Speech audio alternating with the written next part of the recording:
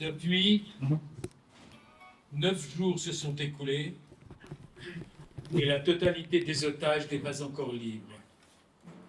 Combien de temps faudra-t-il encore attendre pour que nous puissions avoir non pas une joie sans mélange, mais une sorte de bonheur collectif? Sans aucune transition, je voudrais vous raconter une conversation personnelle qui a un rapport avec le thème que nous avons retenu ce soir.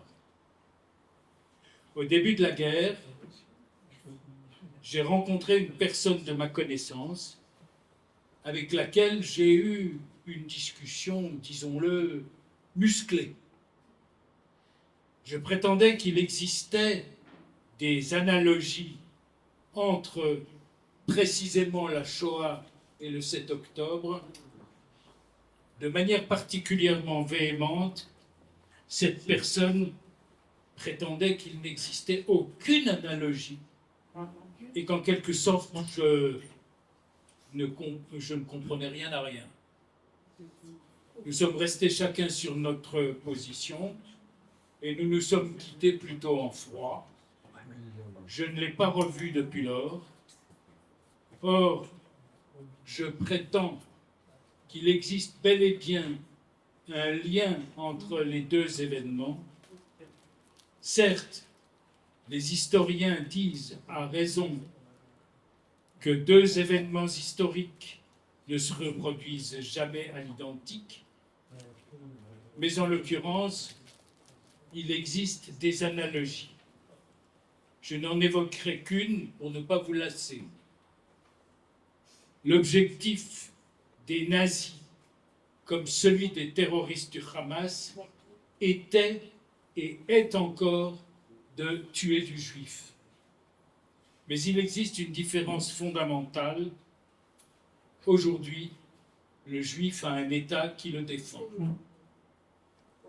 À côté de cela, 46% des jeunes Français de 18 à 29 ans déclarent, selon un récent sondage, n'avoir jamais entendu parler de la Shoah. Vous entendez bien, près de la moitié de cette classe d'âge, alors qu'ils ne sont que 14% en Allemagne, selon le même sondage. Toujours selon la même analyse, 26% de Français sont incapables de donner le nom d'un camp de concentration. Est-ce une, entre guillemets, consolation, fermez les guillemets? Ils sont 48% aux États-Unis. La loge francophone Robert Gamzon du Bnei Brit d'Israël, l'association Alumim des enfants cachés pendant la guerre et la branche israélienne des fils et filles de déportés juifs de France se sont unis pour commémorer ce soir le 80e anniversaire de la libération du camp d'extermination d'Auschwitz-Birkenau.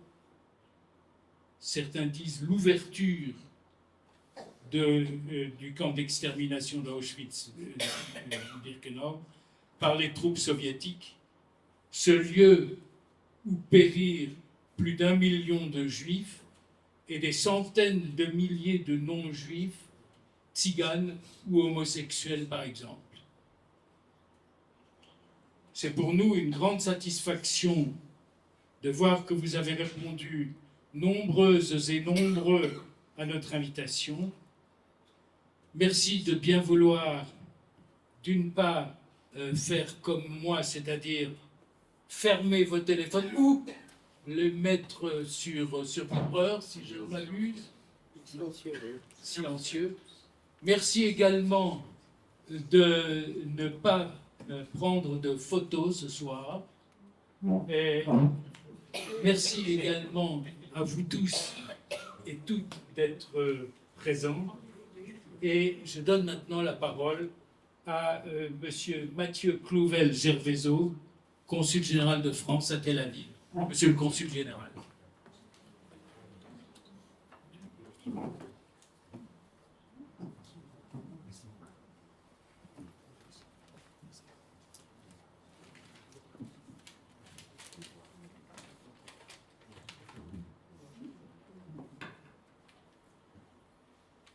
Monsieur le président de la loge,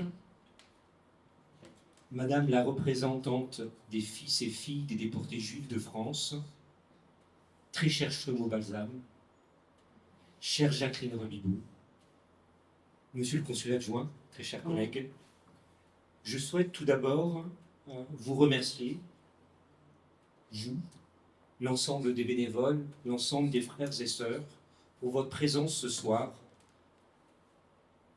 et pour nous avoir apporté cette fraternité particulière qui nous permet de nous rassembler pour nous souvenir et commémorer les 80 ans de la libération du camp d'Auschwitz-Birkenau. Il s'agit, comme vous le savez, du plus grand cimetière humain de l'histoire de l'humanité. Et nous arrivons dans les temps où les derniers rescapés de la Shoah disparaissent peu à peu, notamment en France. Il y en a près de 150 000 en Israël, dont un quart vivent en dessous du seuil de pauvreté et ont encore besoin de notre assistance, de notre mobilisation quotidienne. Nous devons cependant désormais nous interroger sur ce que doit représenter pour nos enfants, nos petits-enfants et surtout les générations suivantes, dans l'histoire du monde et de l'humanité, ces 6 millions de frères et de sœurs humains tués de façon industrielle dans le cœur de ce qui avait été jadis un des poumons humanistes de l'Europe et du monde. La Shoah constitue en effet pour notre humanité, notre civilisation, pour chacun d'entre nous, une rupture sans équivalent, fondamentale. Il y a un avant et un après pour notre pensée philosophique, politique, religieuse, laïque, républicaine. L'homme s'était toujours caractérisé par une barbarie classique durant des millénaires. La Shoah est pourtant unique, sans commune mesure et sans précédent. Par le degré d'inhumanité qu'elle contient, par sa planification industrielle, par sa destruction sans relâche, pendant des années, d'un peuple, d'une croyance, d'une civilisation, d'une richesse unique, par l'aboutissement recherché par ces bourreaux d'un antisémitisme ancestral que nous voyons avec effroi reprendre la lumière ces dernières années. S'il y a eu d'autres génocides, je pense particulièrement à celui du Rwanda, il n'y a aucun équivalent à la Shoah. Pour chacun d'entre nous, notre devoir de citoyen était et est de tout faire pour que cela ne se reproduise pas. Or, ces dernières années, le doute que nous sentions monter depuis 25 ans environ ne fait que se renforcer. Boris Cyrulnik parle d'une étoile noire pour évoquer ces années 1940-1945. Une étoile noire qui se rappelle sans cesse à nous, dans l'obscurité, mais que nous ne devons jamais laisser nous engloutir. Il y a eu, après 1945, des années, voire des décennies de silence. Il ne fallait pas en parler. Il ne fallait pas gâcher la joie de la libération, puis celle de la reconstruction. La parole des rescapés n'était pas audible, celle de leur famille non plus, de leur souffrance. Cela dérangeait. Cela détruisait le narratif des résistants de la dernière heure, comme celle des indifférents de toujours. Le 7 octobre a fait ressurgir chez beaucoup de rescapés de la Shoah, d'enfants cachés, mais aussi de compatriotes partis du Maghreb en quelques heures avec quelques affaires et parfois une petite valise, des mémoires que l'on espérait enfouies à tout jamais sous les couches de joie de la vie que nous essayons tous de bâtir individuellement. Nous nous concentrions sur la mémoire, l'enseignement de l'Holocauste. Il faut désormais nous mettre en mode combat, ne plus rien laisser passer, car nous sommes face à des ennemis de l'humanisme qui savent se jouer de nos faiblesses et des faiblesses de nos démocraties. L'antisionisme est de l'antisémitisme pur. La haine d'Israël est de l'antisémitisme à part entière. Nous ne devons jamais transiger. Il n'y a aucune discussion, pas de débat. Le soutien à des groupes terroristes qui promeuvent l'antisionisme est une forme d'antisémitisme profond. Nous devons y opposer toutes nos forces et les combattre sans relâche. La communauté juive en France, comme la communauté franco-israélienne, doit demeurer au cœur de notre République française. Sa fierté et en même temps sa source de richesse. Toutes les sociétés qui ont perdu leur communauté juive ont perdu de leur humanisme, de leur richesse spirituelle, de leur âme. Elles ont fini par perdre qui elles étaient. Aux partisans de l'antisémitisme et de cette haine noire obscurantiste, nous devons opposer nos lumières, nos couleurs, notre goût de la vie, notre vision du droit des femmes, de la liberté, de la laïcité, notre croyance dans le débat collectif, dans la vie tous ensemble, nos doutes, notre humanité. Il faut partager vos parcours de vie, la beauté de ce que vous avez construit, de qui vous êtes, de pourquoi vous êtes là et de comment vous avez été là. Je continue pour ma part, pour ceux qui me connaissent, d'être un collecteur d'histoire. Au-delà des livres, je me suis toujours profondément nourri des récits individuels, des vôtres avant tout. Pour écouter, essayer de comprendre, s'enrichir du regard et du parcours de chacun, absorber la richesse de cette transmission pour mieux se bâtir et être ensuite à même de mener les combats d'aujourd'hui. Car c'est cela qui nous réunit aujourd'hui, ce sont nos engagements. Se souvenir, faire vivre par nos mots, nos actions, nos pensées, nos écrits, avec nos outils, chacun et chacune de nos frères et sœurs humains disparus. Par la parole ou par l'écrit, nous devrons essayer de transmettre aux nouvelles générations, même maladroitement. Chacun de vos parcours, chacun de celui des 6 millions disparus dans les camps ou les fosses, doit être célébré et connu, afin que nous puissions nous nourrir de ces vies, de leurs joies et souffrances, pour mener nos combats humanistes et lutter contre toutes les nouvelles formes d'antisémitisme. Les ennemis de l'humanisme et de la fraternité, les ennemis de la République, ont rarement le même visage. Ils peuvent passer d'un extrême à l'autre avec une facilité déconcertante, et c'est ce qui doit nous tenir éveillés aujourd'hui et chaque nuit. Cette mission périlleuse, nous devons la mener sans perdre nos valeurs, notre croyance profonde dans l'autre, différent de nous, de l'autre côté de toutes les frontières, dans le droit qui nous réunit, dans le regard de chaque enfant. Le 7 octobre nous a abasourdis. Cette destruction sadique, destructrice au plus profond de l'âme, avec un tel degré de déshumanisation, nous ne pensions pas le revivre. Et encore moins sur la terre d'Israël. Ces femmes, enfants, hommes détruits sauvagement le 7 octobre n'ont pas fini de nous hanter. Chaque jour, nous vivons avec la pensée de tous les otages et disparus, et bien entendu avec celle d'Ohad et Ofer, pour lesquels nous nous mobilisons chaque jour.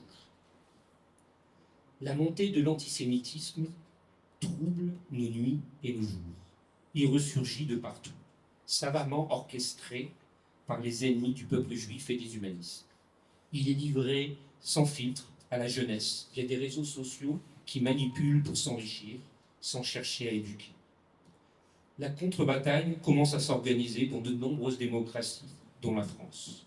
Ce n'est pas encore suffisant et nous devons redoubler de vigilance pour contrer ces alliances de haine qui utilisent sans cesse des nouvelles méthodes pour nous déstabiliser. Mon appel ce soir, au-delà de la fraternité qui nous rassemble et qui nous réunit, c'est toujours être sur les terrains où on ne nous attend pas. C'est garder ce doute qui nous réunit, qui nous caractérise. C'est combattre avec acharnement, mais ça ne jamais se perdre en chemin. Et je sais que pour chacun d'entre vous, c'est un combat quotidien, difficile, mais que nous pouvons mener tous ensemble. Je vous en remercie.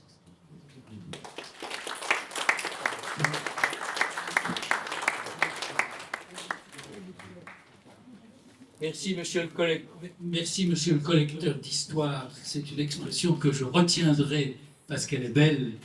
Et vous nous avez dit que nous devions redoubler de vigilance. Vous avez parfaitement raison. Et ce que vous avez dit démontre que vous êtes un véritable combattant de la liberté de penser, de la liberté d'aller et venir, de la liberté contre tous les totalitarismes, quels qu'ils soient. Je tiens à vous en remercier. Je donne maintenant la parole.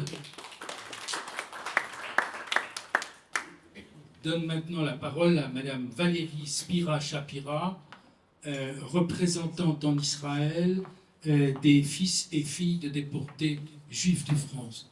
Valérie, tu as la parole. Merci beaucoup. Monsieur Mathieu Couvel-Gervaiset, consul général de France à Tel Aviv. Monsieur Nicolas Kukavka, chef de chancellerie du consulat français de Jérusalem.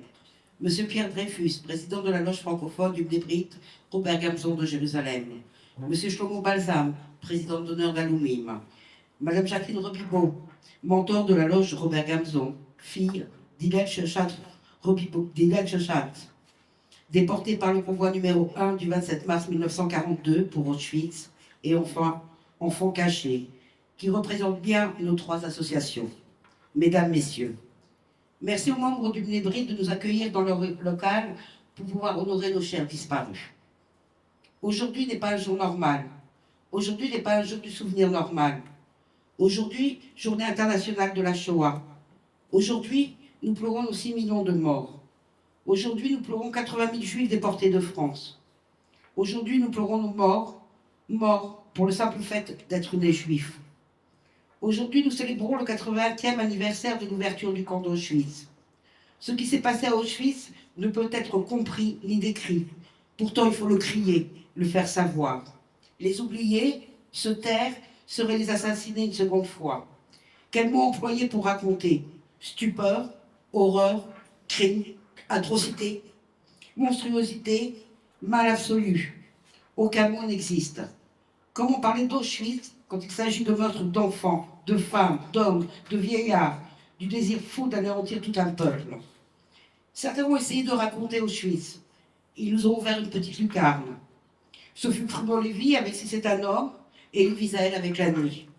Serge Klarsfeld, en 1978, va imprimer son mémorial des Juifs déportés de France et nous traduire 80 000 chiffres anonymes en 80 millions de nos grands-pères, de nos grands-mères, de nos mamans, de nos papas, frères et sœurs. Aucune langue au monde ne peut traduire le mot fumée quand il s'agit d'une fumée de cendres de bébés, d'enfants, de femmes, d'hommes, même l'hébreu. Aujourd'hui, 480 jours se sont écoulés depuis le 7 octobre, depuis le terrible massacre que le Hamas a commis contre des bébés, des enfants, des vieillards, des femmes, des hommes. Le 7 octobre, une nouvelle Shoah. Pour Hitler, les Aryens étaient un peuple supérieur à tous les autres, et surtout aux Juifs. Il faut supprimer tous les Juifs. Pour l'Iran et ses proxys, tels que le Hezbollah, les Houthis, les Gazaouis, la logique est identique. Le 7 octobre, l'idée d'exterminer se rapproche de la Shoah. La cause principale du 7 octobre est bien sûr l'existence d'Israël, non seulement en tant que pays, mais surtout le seul pays juif. Le 7 octobre, on retrouve la même cruauté, le même sadisme et bien sûr les mêmes intentions génocidaires. Le 7 octobre, ce sont des femmes assassinées avant ou après avoir été violées, des pères tués devant leurs enfants, des femmes enceintes éventrées, des cadavres décapités. Le 7 octobre, c'est aussi la profanation des corps, uniquement parce que juifs, qui témoignent d'une volonté manifeste, non pas de vaincre un adversaire, mais de l'exterminer.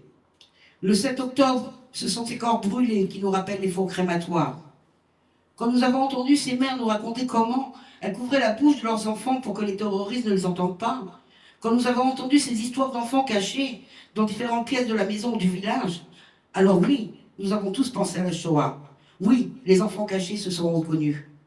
Le 7 octobre nous rappelle la destruction des villages juifs en Pologne lors de la Seconde Guerre mondiale, où la totalité des juifs pouvaient être massacrés sur place en quelques heures, comme ce fut le cas au festival de Nova et dans les kibbutz, où les terroristes du Hamas ont montré leur soif de sang. Je pourrais parler pendant des heures du 7 octobre. Vous parlez de ce terroriste si fier, appelant ses parents pour leur annoncer la bonne nouvelle. Papa, papa, j'ai tué 10 juifs de mes propres mains. Le 7 octobre, une nouvelle Shoah. Le Hamas voulait cette comparaison. Que les Israéliens aient le sentiment que la Shoah se répétait, que rien ne pouvait nous faire plus peur. Combien de Mein Kampf traduits en arabe avons-nous trouvé à Gaza? Trop. Mais moi qui ne suis pas née pendant la Shoah, petite fille de déportés, fille d'enfants cachés, ce n'est pas que le 7 octobre qui me fait penser à la Shoah. Ce sont ces 480 jours qui viennent de s'écouler et les jours qui vont suivre jusqu'au retour de tous nos otages. Depuis le 7 octobre, des bébés dont le petit Firbibas, âgé de 8 mois, des femmes, hommes, des personnes âgées, sont retenus dans les tunnels du Hamas, dans les mêmes conditions que les baraquements des camps de la mort. Depuis le 7 octobre, nous attendons nos otages. Depuis 480 jours, nous les attendons tous. Combien de temps avons-nous attendu les survivants des camps de concentration? Il a fallu à nos grands-mères, nos grands-pères, nos oncles, tantes, pour déclarer mort leurs prochains revenus de ces camps, certains plus de 5 ans. Que l'attente est longue lorsque l'on attend nos proches. Depuis le 7 octobre, les corps sans vie revenus de nos otages pesaient dans les 35 kilos. Combien pesaient nos survivants des camps de concentration? Depuis le 7 octobre, nous attendons les listes de nos otages. Listes que savaient très bien faire les nazis pour déporter les juifs du monde entier vers les différents camps de concentration. Depuis le 7 octobre, nous espérons tous que la Croix-Rouge rencontre nos chers otages, leur apportant des médicaments. Qui a vu la Croix-Rouge à Auschwitz? Nous l'avons juste vu à Térezène. Térezène, camp au décor de cinéma pour tromper le monde.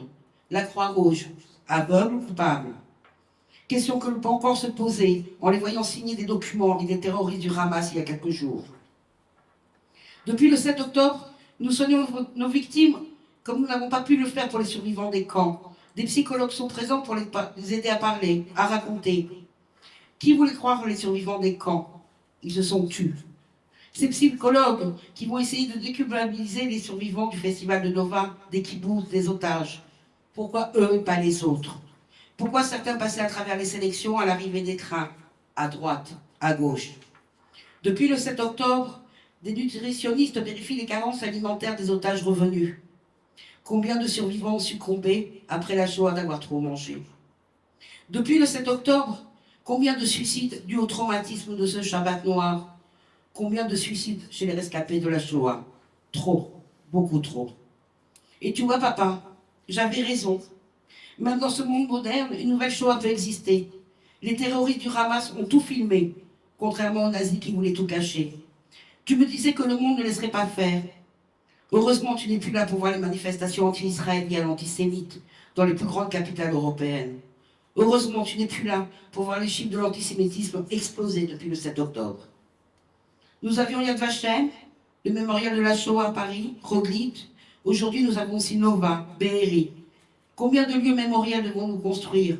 Combien de stèles avons-nous dû construire depuis 1948? Non, le 7 octobre n'est pas une nouvelle Shoah. De par le nombre de jours que cela a duré, de par le nombre de morts que nous avons dû compter. Non, le 7 octobre n'est pas une nouvelle Shoah, car Israël existe, et ses forces armées sont intervenues, même si ce fut tardivement. Nous ne dépendons plus des autres. Nous ne supplierons plus personne de bombarder les lignes de chemin de fer menant à Auschwitz. Grâce à nos fils et à nos filles, merci à eux. Aujourd'hui, journée internationale de la Shoah. Aujourd'hui, 80e anniversaire de l'ouverture du camp d'Auschwitz. Je veux me souvenir de mon papa, Robert Spira, en pleurs, lors de la cérémonie de remise de béret de mon frère au Kotel. Il pleurait son père, Édouard Spira, qui n'avait pas eu la chance de connaître Israël, déporté par le convoi 51 du 6 mars 1943 pour le camp d'extermination de Sobibor. Je me pensais à ma maman, Céline Spira, émue en me voyant en uniforme de l'armée israélienne allumer une bougie à Yad Vashem pour son père, Bernard Shemovitch, déporté par le convoi numéro 1 du 27 mars 1942 pour Auschwitz, qui n'a jamais connu l'uniforme israélien. Cet uniforme que j'aimais porter avec dans ma poche une étoile jaune qu'un ancien déporté m'avait offert. Il aimait m'entendre que mon étoile, je la préférais sur nos avions, nos tanks que sur nos chemises. Aujourd'hui, je veux penser aux 80 000 déportés juifs de France, qui ne pouvaient qu'imaginer, rêver d'un État, d'une armée, un foyer où le plus jamais cela existerait. Pour finir, je voudrais citer Herzl dans son livre L'État des Juifs, écrit en 1895. Les Juifs possédaient une nationalité. Tout ce qui leur manquait était une nation et un État à eux. Seulement, et à travers un État juif, ils pourraient éviter l'antisémitisme, exprimer librement leur culture et pratiquer leur religion sans entrave. Aujourd'hui, nous avons notre petit lopin de terre, et cela ne plaît pas à tout le monde. Mais le plus jamais cela a eu lieu, non pas en Europe ou ailleurs, mais le plus jamais cela a eu lieu chez nous. Les terroristes islamiques sont devenus les nazis d'hier. Aujourd'hui comme hier, nous n'oublierons pas.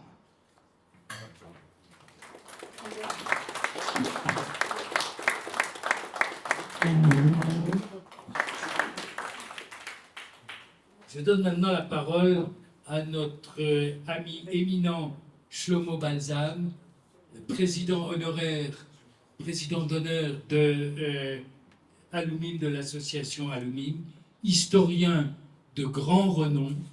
J'ai entendu tout à l'heure, très incidemment, très indiscrètement, que tu avais fait 450 voyages en Pologne. C'est bien ça, 450 voyages. Ça ne s'invente pas. Et je te remercie d'avoir bien voulu accepter d'intervenir. Je te donne maintenant la parole.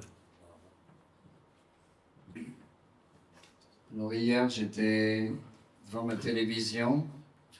J'ai regardé sur l'émission française sur Antenne 2 sur la reproduction des cérémonies à Auschwitz.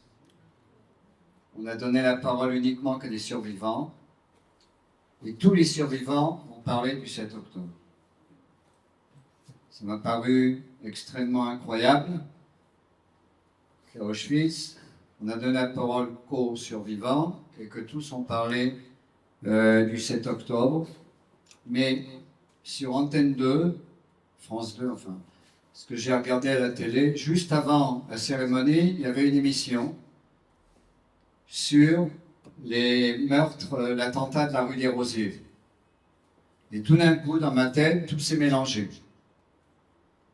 L'attentat de la rue Rosiers, le 7 octobre, l'assassinat à Toulouse dans l'école Haute-Saratora, Monsénégo et Sandler, des familles Monsénégo et Sandler. Tout s'est entièrement mélangé dans ma tête quand j'ai regardé la cérémonie. Alors comment on met l'ordre là-dedans? Bien sûr, on a entendu la majorité des rescapés parlent du 7 octobre. Les rescapés de la Shoah parlent des réminiscences qui sont montées à la tête.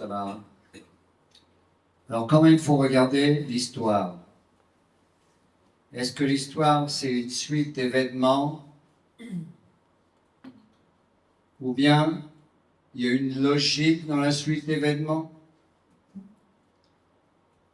Alors j'ai lu plein de bouquins qui viennent de sortir sur le nouvel antisémitisme.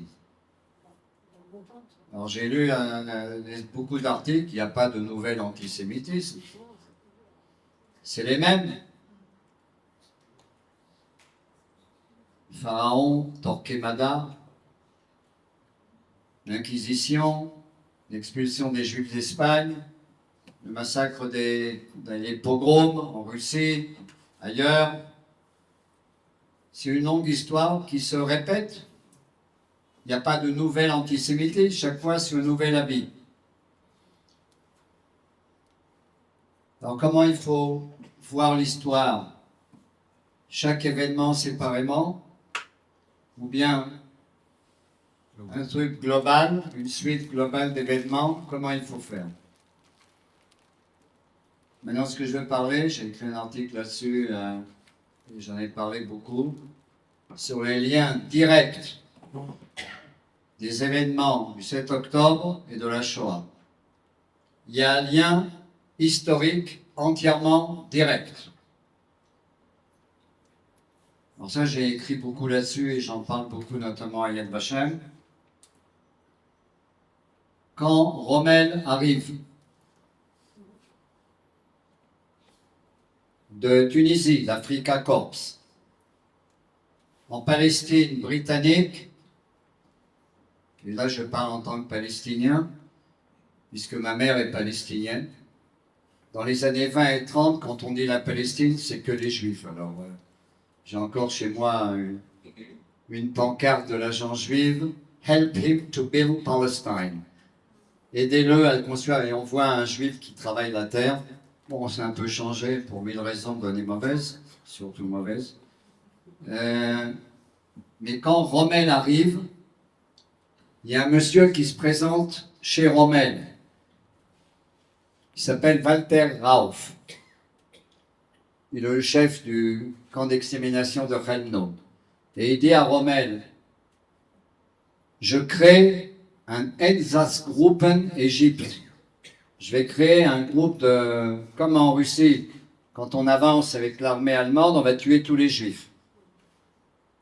Et là, quand toi tu vas avancer vers la Palestine, on va tuer tous les juifs, notamment en Palestine. Finalement, Rommel, il balance Valterov parce que Rommel n'était pas tellement nazi. Il a même participé à une révolte contre Hitler à la fin. Mais il y a un plan. Par contre, en Palestine britannique, il y a un monsieur qui s'appelle Majel Husseini, le Mufti de Jérusalem, lui dit, dès que Rommel arrive en Palestine, on tue tous les juifs de Palestine et d'Afrique du Nord jusqu'au Yémen. On les tue dans la vallée de Dothan, dans le nord d'Israël. Il y a un plan. Et en Israël, c'est la panique la plus complète, en Palestine britannique. Parce qu'entre l'armée de Montgomery et l'armée de Rommel, Rommel arrive. Et dans les rues de Jérusalem, c'est Rommel, Rommel et Bahel Yahoud. Rommel arrive, on va tuer tous les juifs. Et il y a un plan du Moufti de tuer tous les juifs dans la vallée de Dothan, à côté de Jenin, Shrem. C'est pas mal là-bas. Donc prévu de...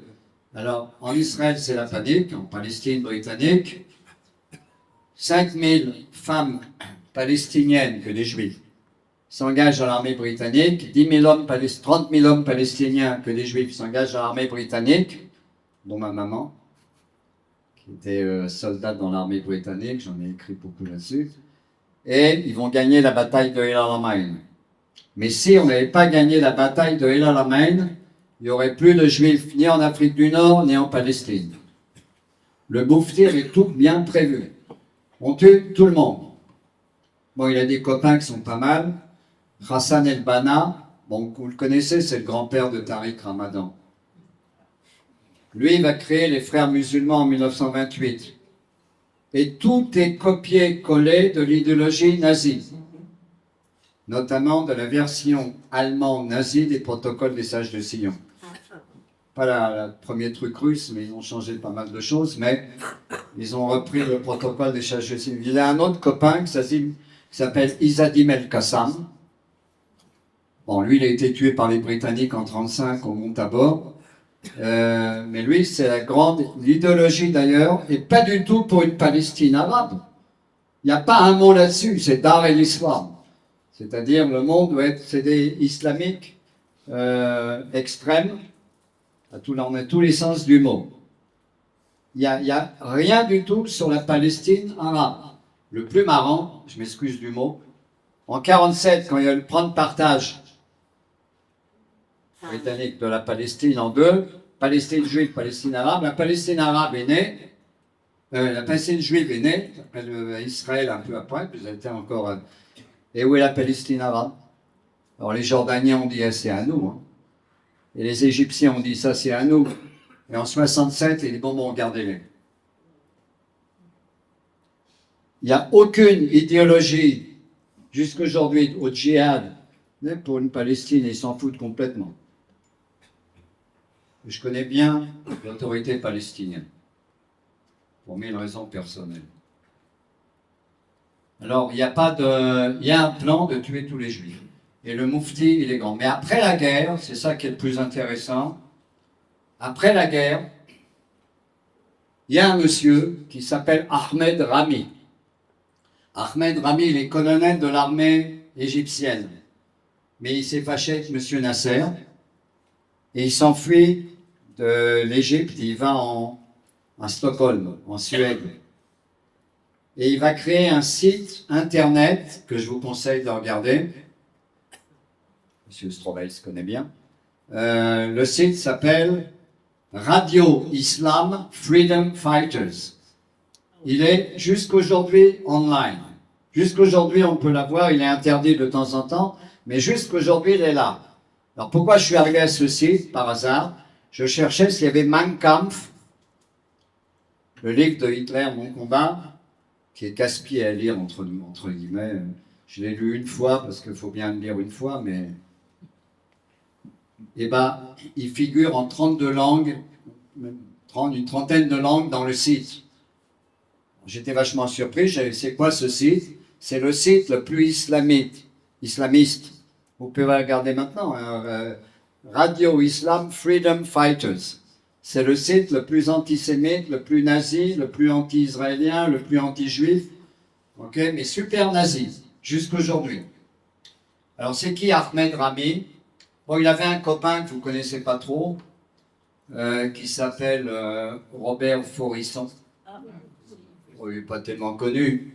C'est un célèbre Français. Bon, le gars, quand même, il était prof à l'université de Lyon. Hein. Bon, quand on... Je ne veux rien dire là-dessus pour être diplomatiquement correct. Mais... Et Robert Forisson, il était plus génial que Racinier, que Paul Racinier, les premiers négationnistes étaient en France. Et eux, ils n'ont pas dit qu'il n'y a pas eu le coup génial de Forisson, c'est de ne pas dire « Ah, il n'y a pas eu la Shoah ». C'est de dire « Est-ce que vraiment il y a eu la Shoah ?» C'est-à-dire qu'il a renversé la question d'une façon beaucoup plus géniale que Paul Racinier. Est-ce que vraiment il y a eu 6 millions? Et regardez, lui, il a dit j'étais dans le confort, on était 1000. Et lui, il a dit on était dans le 1200. Vous voyez bien qu'ils ne disent pas la même chose.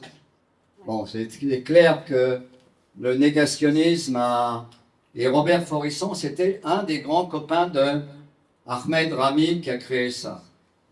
C'est-à-dire que, maintenant, mieux que ça, Robert Forisson, génie français, entre parenthèses, je vais dire quelque chose de pas diplomatique. J'ai été viré de classe du lycée Jacques Decour pour 2 raisons. À Paris. Première raison, j'ai refusé, j'ai écrit sur Jean Giraudoux. On m'avait demandé de faire on avait vu La guerre de Troie n'aura pas lieu au TNP, Théâtre National Populaire. On devait écrire sur... Alors j'avais 14-15 ans. 14 ans. J'ai écrit comme ça. Jean Giraudoux écrit merveilleusement bien. Point. C'est une rédacte pour le lycée. Hein. Mais c'est un salaud. C'était un collabo, un antisémite, une crapulideuse. Pourquoi bon, plus dans la gare des Michards, bon, je ne veux rien dire là-dessus, mais... et je me suis foutu en l'air de classe pour une autre fois, parce que j'avais refusé de dire Saint-Louis. Mais Saint-Louis était une crapulideuse aussi, il avait mis la rouelle aux Juifs. Je dirais jamais Saint-Louis. Il n'y a rien de saint. Alors je me suis fait sortir de classe par le prof. Le proviseur, lui, par contre, il a rigolé. Ok, mais c'est incroyable ce truc. C'est-à-dire que lui, maintenant, Forisson, je vais terminer avec ça, a créé un truc génial qui s'appelle reversal, l'inversion. Non seulement les Juifs, ils n'ont rien subi, il n'y a pas eu de crime contre les Juifs, eux, ils inventent les chiffres, mais c'est eux qui font ça aux autres. Bon, on voit ça maintenant tout le temps.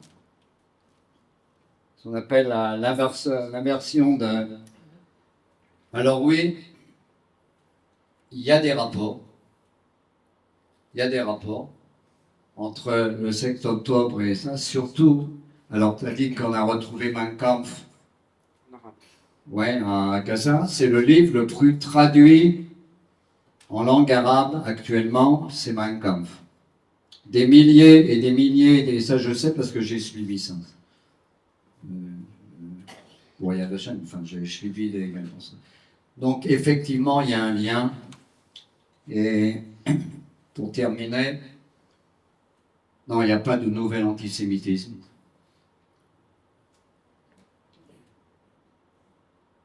Torquemada, c'est mon Petlouria, les pogroms de Petlouria en Ukraine, la Shoah, c'est les mêmes salauds, le maréchal Pétain, alors comme moi j'ai travaillé beaucoup avec les gens du Rwanda, Ils sont venus beaucoup de fois à Jérusalem et à Yad Vashem. J'aurais demandé pourquoi vous venez ici. Il dit, Monsieur Shlomo, en Afrique, on ne sait pas organiser nos souvenirs. On est venu apprendre, on a entendu que le peuple juif, il se rappelle de tout. Oui, on se rappelle de tout. Il y a un lien entre tout. Bien sûr, c'est pas la même chose à chaque fois. Mais c'est clair qu'il n'y a pas de nouvel antisémitisme. Ça revient, ça repart, ça revient.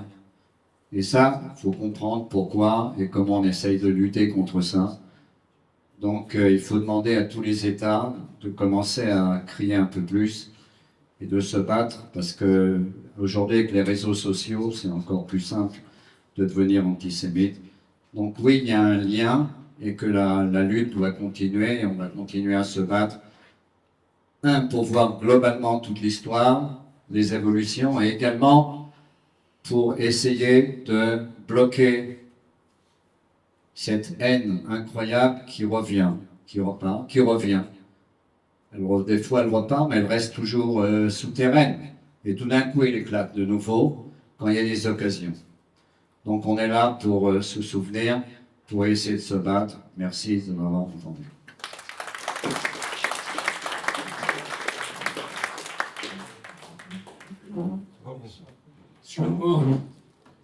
Shlomo, tu es extraordinaire.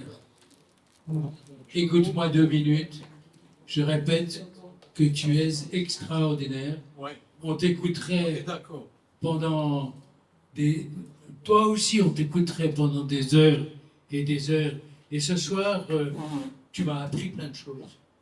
Tu m'as appris plein de choses parce que je croyais savoir qu'il existait un lien historique direct entre la Shoah et le 7 octobre, mais tu as démontré ce lien de manière explicite et de manière extraordinaire, en parlant notamment de ce site, si je ne me trompe, qui s'appelle Radio Islam Fighters. Freedom Fighters. Alors, s'il vous plaît, n'allez pas sur ce site, ça vaut pas la peine, hein, parce que c'est le site de nos ennemis, hein, dans la tradition de ce Walter Rauf, dans la tradition du Moufti de Jérusalem, qui avait pour objectif de tuer tous les Juifs dans la vallée de Dothan. Merci de tout ce que tu as dit. C'était extrêmement instructif, intéressant et bien dit. Alors, avant de donner la parole de conclusion à ma consoeur Jacqueline Robibaud, mentor de la loge Robert Gamzon, je voudrais vous dire que immédiatement après l'intervention de Jacqueline, nous vous invitons à une collation qui aura lieu au fond de la salle. Et avant de vous rendre vers le fond de la salle, vous verrez des exemplaires du journal actuel, du périodique, de l'hebdomadaire Actualité juive, qui nous a été gentiment donné par sa rédactrice en chef, qui était là. Elle est peut-être partie. Non, je l'ai aperçue il y a 2 minutes. Alors, à toi, Jacqueline, si tu veux bien, pour tes mots de conclusion.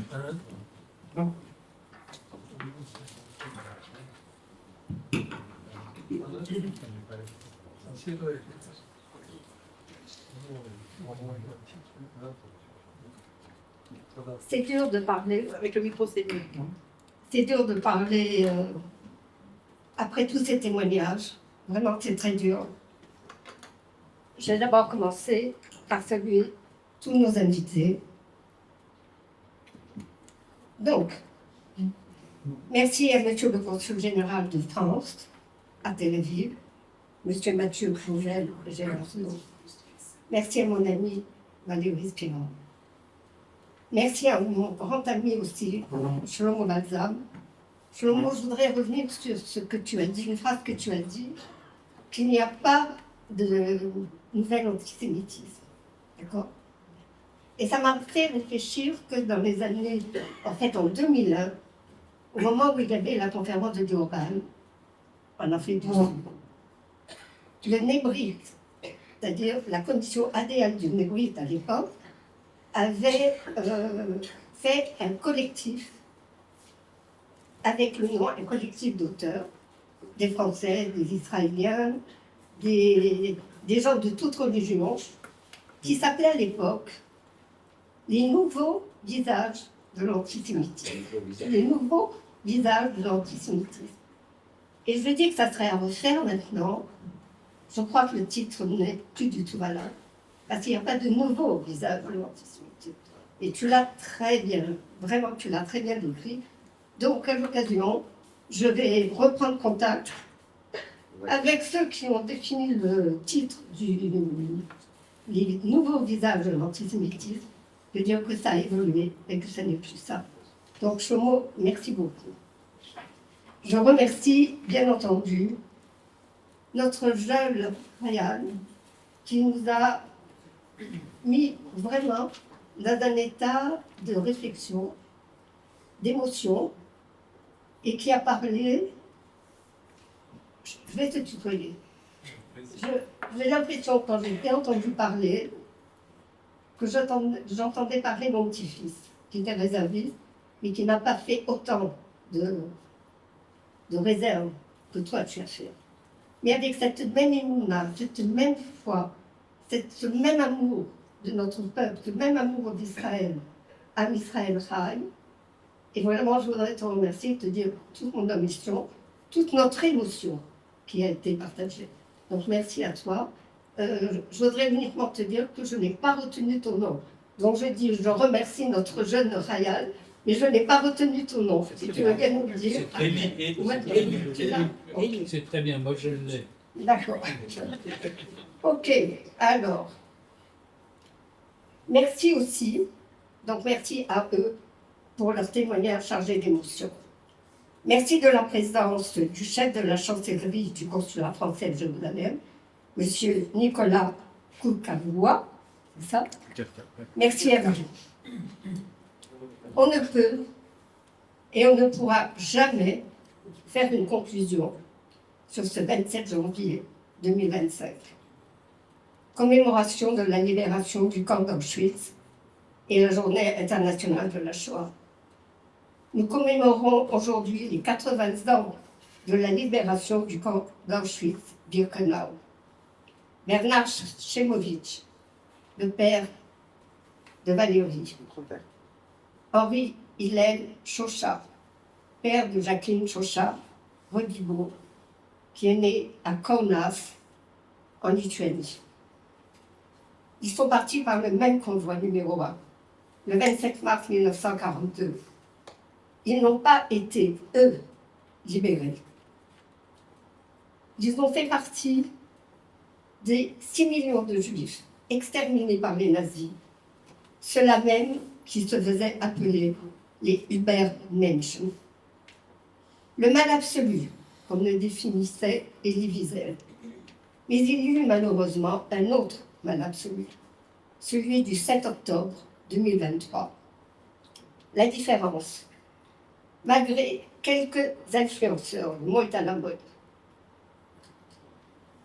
de l'époque, qui dénonçaient alors les crimes nazis, l'Europe, les États-Unis se sont tus dans une indifférence assourdissante. Aujourd'hui, le monde sait, le monde voit, et malgré ces mêmes quelques influenceurs qui dénoncent les massacres du 7 octobre 2023, l'Europe, dans sa majorité, condamne Israël, nie les crimes des barbares masqués du Hamas, abandonne Israël.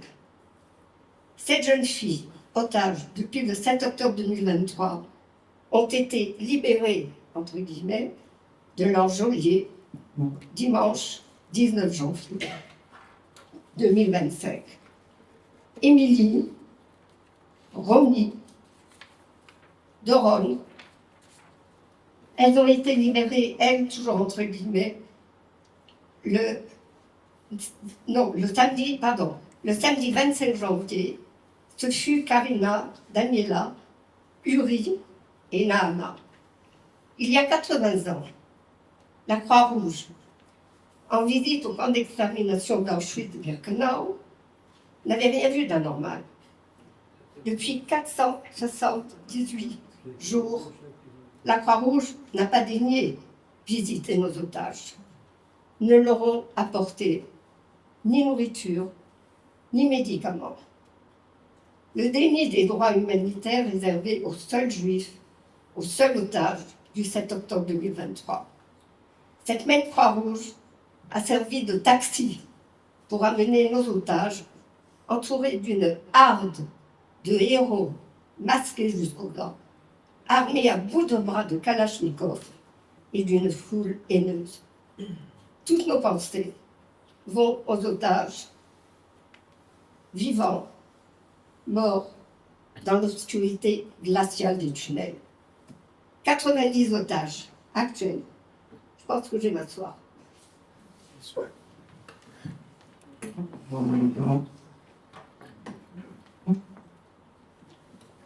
Excusez-moi, mais on ne peut ne pas être ému quand on parle de cette époque. Donc je disais que toutes nos pensées vont aux otages revenus et meurtris à jamais.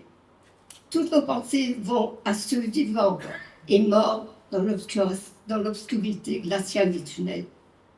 90 otages actuels, dont le bébé Firdibas, 9 mois au moment de son enlèvement, et le grand frère Ariel, 4 ans, avec leur chevelure de roux flamboyant.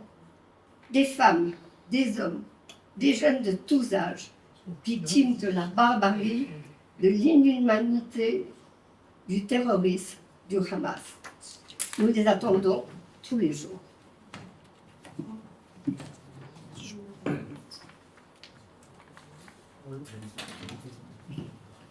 Le traumatisme de ce funeste jour, chez nous, dans notre pays Israël, le 7 octobre 2023, restera comme l'un des plus grands que le peuple juif ait vécu depuis 3000 ans sur sa terre. Pogrom, nouvelle Shoah, les mots ne suffisent plus. Le prix de la libération a toujours été un prix très fort à payer. Notre morale juive en assume aujourd'hui cette éthique. La vie doit continuer. Am Israël Chai, Alevaï. Nous continuons. Merci à vous.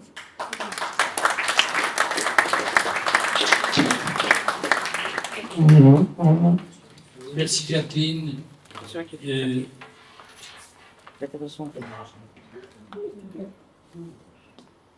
n'y a pas de problème. Comme toujours, tu nous as fait partager tes sentiments et ce que j'ai retenu en particulier de ta brillante intervention, c'est que tu as insisté sur le rôle néfaste de la Croix-Rouge, qu'il s'agisse d'Auschwitz à l'époque, qu'il s'agisse à l'heure actuelle des otages. Et tu as eu raison, notamment, d'insister sur cet aspect des choses, et je t'en remercie. Je voudrais également, pour terminer, et avant de vous inviter à participer, à partager notre collation, je voudrais vous remercier de vous être déplacés, parce que ce n'est pas toujours facile, n'est-ce pas, monsieur le consul général, n'est-ce pas, monsieur le consul général adjoint, de se déplacer.